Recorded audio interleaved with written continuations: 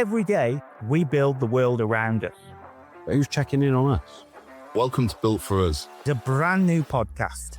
Built by construction workers, for construction workers. It's our own honest space. There's no scripts, there's no suits. It's just Real talk about mental health, stress, And showing up for each other. So welcome back, everybody, to another exciting episode of this fantastic podcast, Built For Us. I just want to welcome the two people that are joining me this evening. We've got Jim and we've got Vish. Really good to meet you guys. And tonight we're going to be talking about stress, obviously work-related stress, and particularly in the construction industry, which is a real issue, no matter what trade, no matter what level you're working at. It's a real thing. So I don't know, Vish, if you want to sort of give us an experience, good, bad, or indifferent, to get this important conversation started. Sorry. no, go. What's the difference between stress and mental health, or are they related, or are they different, or is there a difference? It's my ignorance and not fully understanding it. So, I personally think that there's a distinct difference. They can both be unwanted bedfellows, but I think they are different. I think many of us can suffer stress in everyday life, let alone just at work, without it actually adversely compromising our mental health. It still threatens and it challenges and it's difficult, but it doesn't always venture into compromising your mental health. That's my understanding of the difference between the two. okay. Yeah, I think that's a really interesting topic, because when we talk about mental health, I think we forget that every single person has mental health. It's just on a spectrum. Now, some people are at a really good state of their mental health. Other people are at a state of they can't get out of bed. So everyone has got mental health. And Jim, I think you've asked a really good question of stress. Now, we never talk about the positives of stress and the negatives of stress, because there's the negatives of stress which can affect your mental health in a negative way, but there's also the positive side of stress which kind of gets things exciting. It gets things a bit spicy, if you like. And I think it's always interesting where people say, I'm feeling really stressed out. Are you feeling a good stressed out, or are you feeling a really, really bad stressed out? So that's a really tricky question, because it's kind of like, is stress and mental health a different thing? Well, yeah, it is, but then it can also be brought in together. So it really depends on the person and the circumstance. Yeah. Obviously, you don't know my background, but I'm in a wheelchair. I'm paralyzed from the waist down, and I have my right leg amputated, and I have 2 forms of cancer, and I had sepsis, and I got MRSA, and I got my right leg amputated, and I had 2 pressure sores on my bum, right? And then unfortunately, we lost our daughter to February of 23. So, but I wouldn't think, well, I don't know, stress. I'd never get stressed right now. I always have known that I would come out the other side. So is that the positive side of stress then? Would that be what you said? So for me, the positive side of stress would be, when you're really excited about something and you're feeling a bit stressed about it. So for example, I felt stressed coming onto this podcast because it's a bit, it kind of plays with your nerves. If you've got butterflies in your belly, and that kind of stress is quite exciting and it's good for you. But then the stress of, the circumstances you're in, obviously, I'll be honest, I actually quite admire you. I followed your journey, and your point. Yeah. So I'm a bit of a fan of yours, actually. Your stress is obviously completely different, but I appreciate you saying you haven't felt that stress, because you've always seen the light at the end of the tunnel, and that's beautiful. That's absolutely beautiful. That really is. That's very unique as well. Very unique. It is. It really is, and it's a sign. It's a sign of your, something else that we don't always talk about. We can grow and develop from trauma, can't we, as human beings? So Absolutely, yeah. And Jim, you're a shining example of that. But to go back to your point, Vish, about the stress and the differences, you've really articulated that well, because I can remember within construction, I was doing some health and safety work for a relatively big construction company, and I had nervous sort of almost excitable stress. Right. And it wasn't the type of stress that was going to get me down. But, you know, this brain of ours, this weird, wonderful, complicated thing, it can give us these alarm bells, can't it? It can give us, there's systems in there. Anxiety is another one. You can feel a good anxiety, but it's just an alarm, and it can be a warning. And with this stress, it's the same. So I remember being stressed about working with this company, but it wasn't a bad stress. So, but however, this example that I'm going to share, it did quite quickly over, you know, a week or so, turned into negative stress, because the ethos of the company and the culture within the company, I wasn't aware of that. You know, I'd seen the facade, I'd seen all the paperwork, I'd seen all the, you know, the face value of the projects. But once I got involved with the people at a senior management level, not me, you know, when I dealt with that senior management level of the company, the culture and the negativity from the top down really did start to become stressful, because, you know, I'm a people person. So for me to do my job within health and safety, within construction, I had to connect with the people. You know, if I'm not making it safer for people, not just me, but if health and safety isn't making it safer, well, then what is the point? You know, it's not about policies and procedures and badges and stuff. It's to try and make sure that you go home the same as you came to work. So that I became stressed because I could not get on the same wavelength as the guys that were running it. And the more I saw the way that they treated people of all levels, the more stressful it got for me. So that's just a small example of me becoming stressed within the construction sector. So I don't know if either of you have got any sort of similar tales. Well, I would, because probably last month was in Ireland, is the Construction Federation's safety fortnight. And I should say it as, well, what about the other 50 weeks of the year? And Jimmy, only you'd ask that question. When I said everyone should ask that question, not only me. I said, how come it takes a man with a profound disability to point that out to you guys? And I'm not saying you want to have it every week, but it should be every week in some shape or form.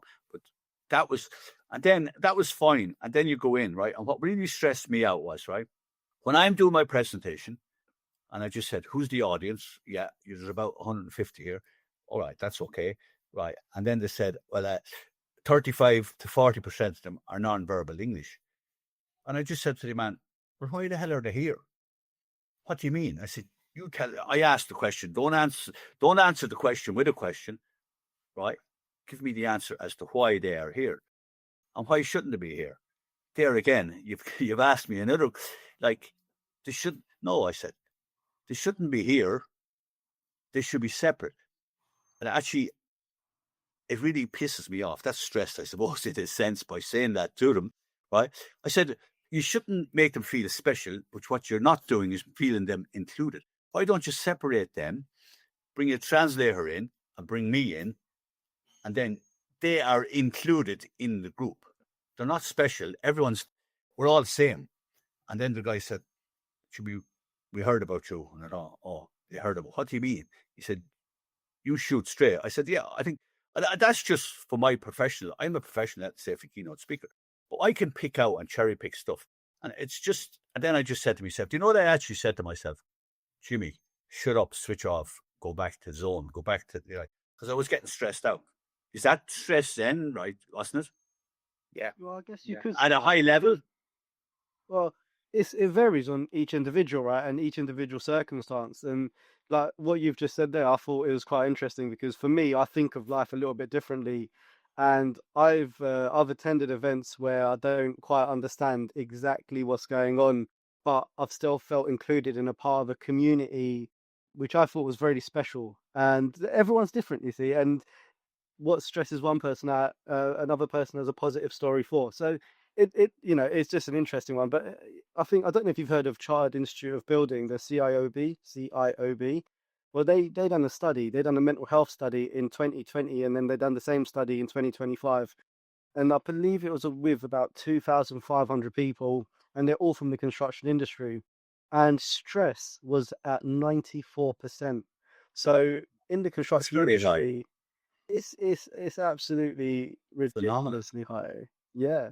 And then we kind of have to kind of dig into why is the construction industry under so much pressure, so much stress.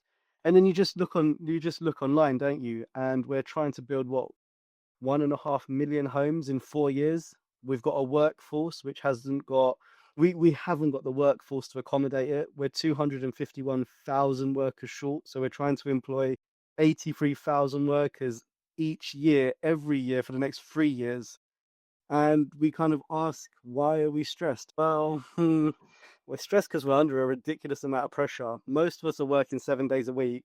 And then the other thing that we don't take into consideration is our bodies. Like, honestly, look, I know this is obviously more challenging for you, Jimmy, but I'm 31 years old. I don't have the same body I had when I was 24 years old.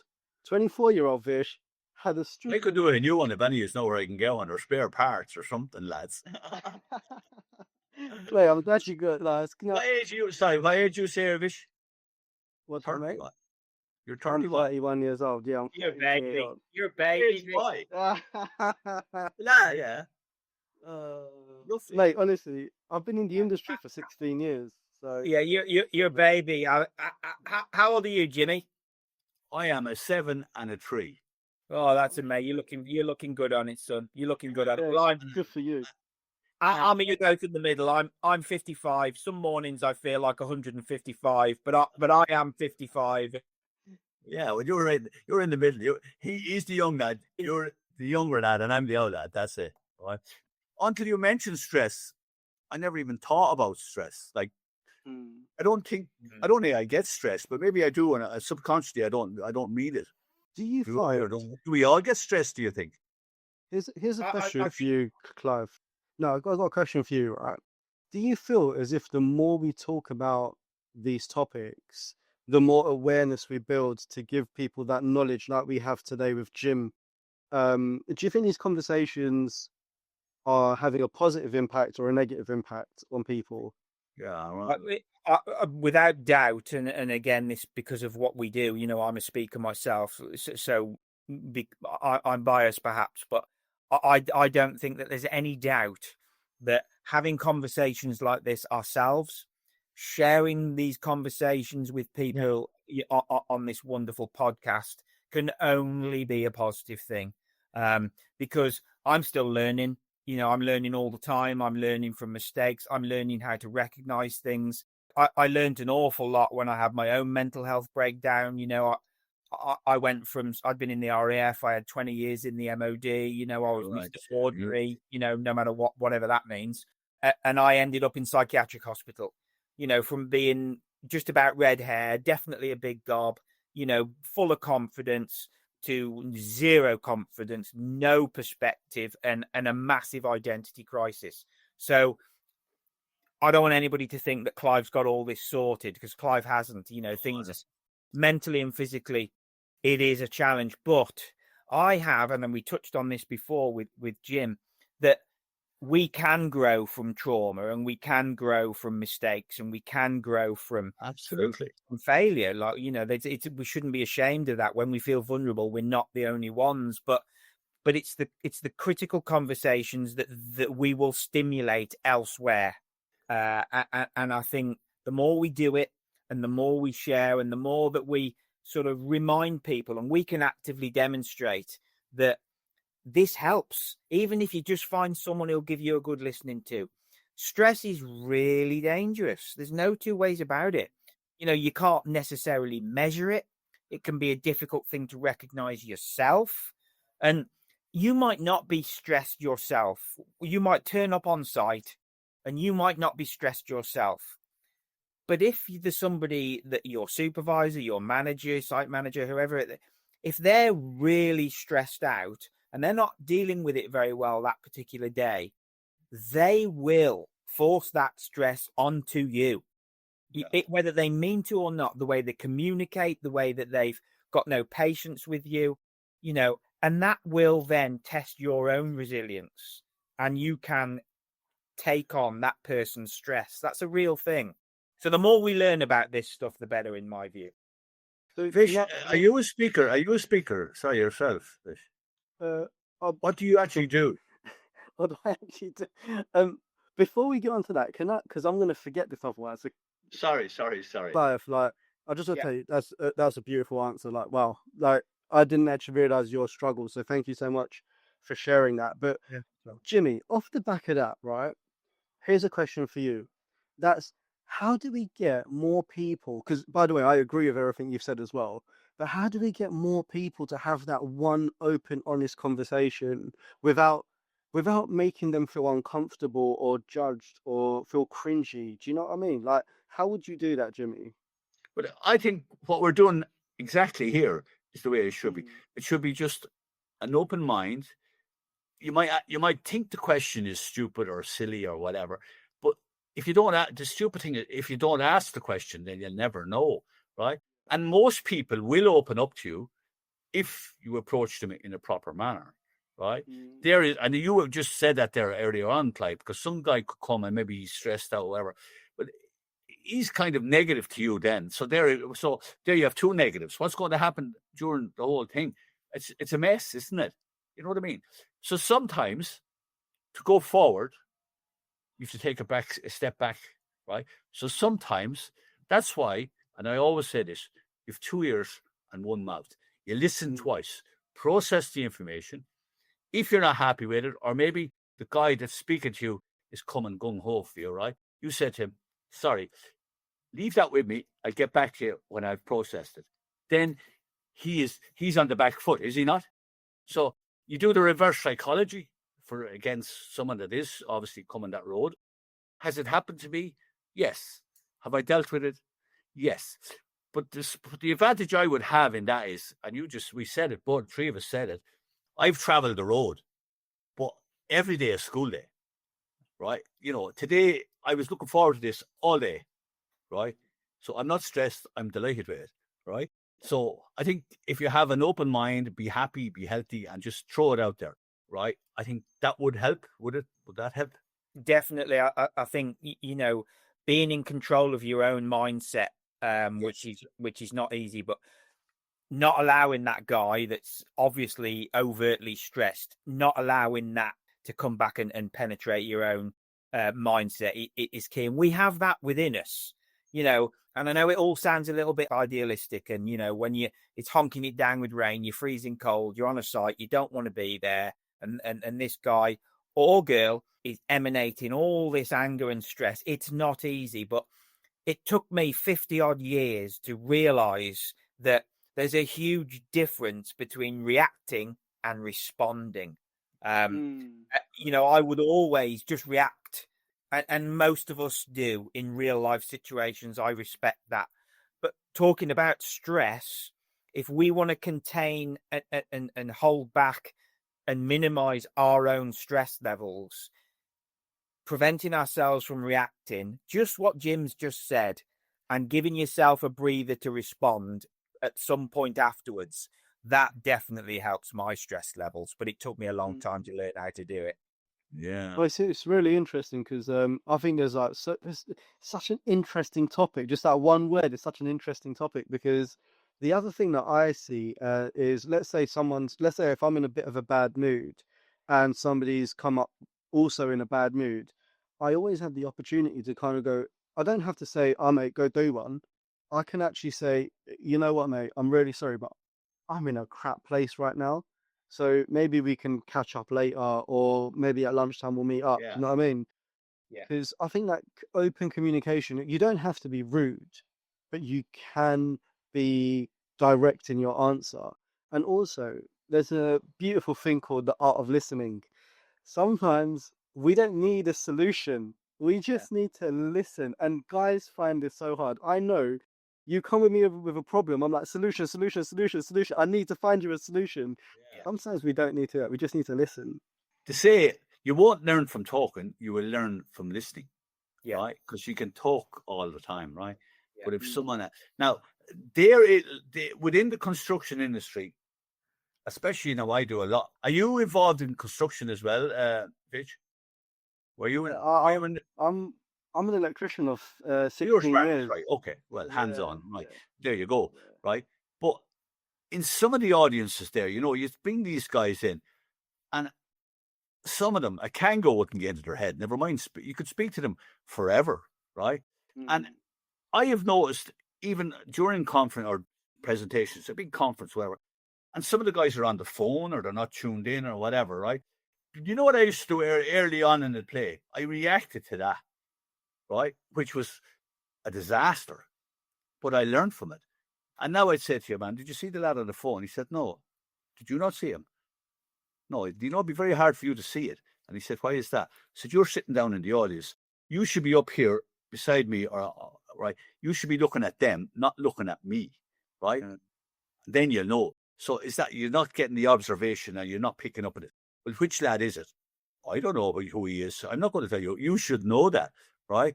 But, I think the point I'm making is everyone doesn't tune in when you're speaking, no matter who's speaking. They don't. And there's always that 3% that they're the ones you're looking for. But there'll be a different 3% tomorrow and a different 3% the next day, right? Within a group. Would you agree? Yeah, definitely. Definitely. I talk about stress a lot when I go into prisons. I work in the prison service quite a lot on a voluntary basis. And yeah, it doesn't matter if it's a double Cat A place or it's an open prison. There's the potential stress levels in that room can be quite extreme because some of them, they don't want to be there. Some of them are there just because they want to get out the cell for a couple of hours.